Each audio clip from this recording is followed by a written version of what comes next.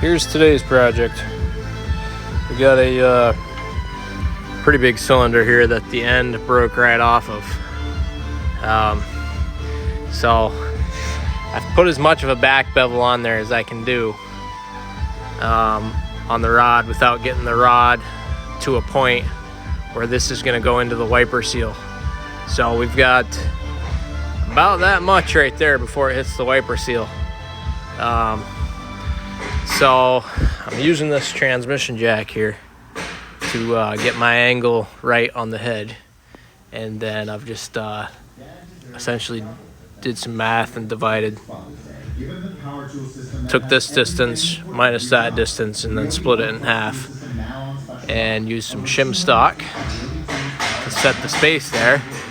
And then you can see right here where I'm able to adjust angles both ways with the transmission jack and bring it right up to where I want it. And from there I'm going to tack with the stick welder because it's just too tight of a joint to get a MIG welder in between there.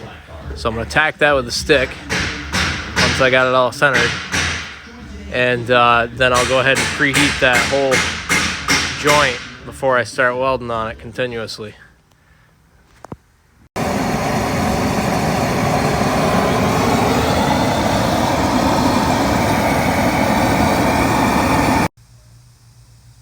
So I've got a couple passes on it now, and I just took a straight edge across this face and then checked the distance on the rod on either side to make sure that head was square with the rod.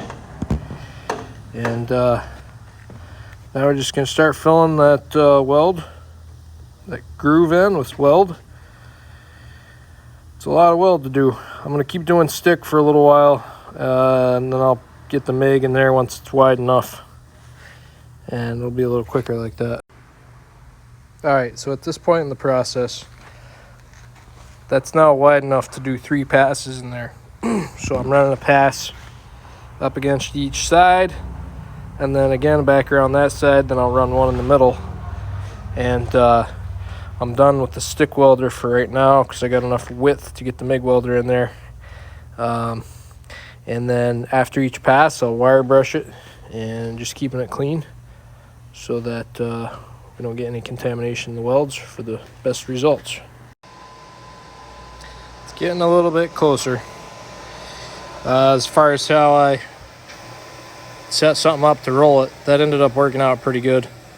The ground clamp will hang on there for a full rotation and a half or so, and that's how I'm able to roll it while I'm welding it. So yeah, a little makeshift, but it's working good.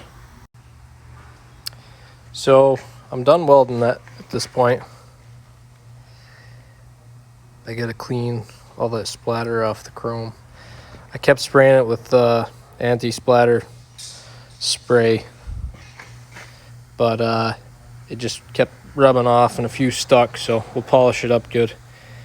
But just want to take a minute to explain the process and what takes so long to do something like this. So taking this apart is pretty difficult. You gotta have some pretty big tools, like these Allen screws that hold the cap in there.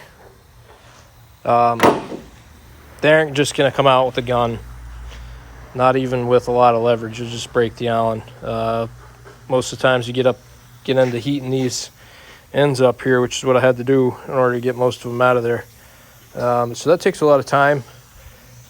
Pulling that thing up out of there is something that takes a lot of force. It's not going to just slide out by hand. That stuff's pretty heavy, and the fit is very tight on there. So all this stuff takes time to take apart. I probably got about 2 days labor into this thing right now, just breaking it down. And the reason I broke this down, when it came in, it only had a cracked, this part was the only thing that was broken off on it. But I didn't want to, say, pull the rod out and then something inside the barrel is what caused that end to break off. So I went ahead and broke it down and bought a seal kit for it, and then inspected the inside, of the barrel. It needs to get cleaned right now. I haven't cleaned it up yet, but everything looks good. So now at this point, the last thing to do is wait for that to cool, polish the rod, and put the seals back there. I haven't put those ones on yet because I'm still working with this. And we'll put it all back together and torque everything down, repaint it, and it'll be good to go again. And that's the finished product right there.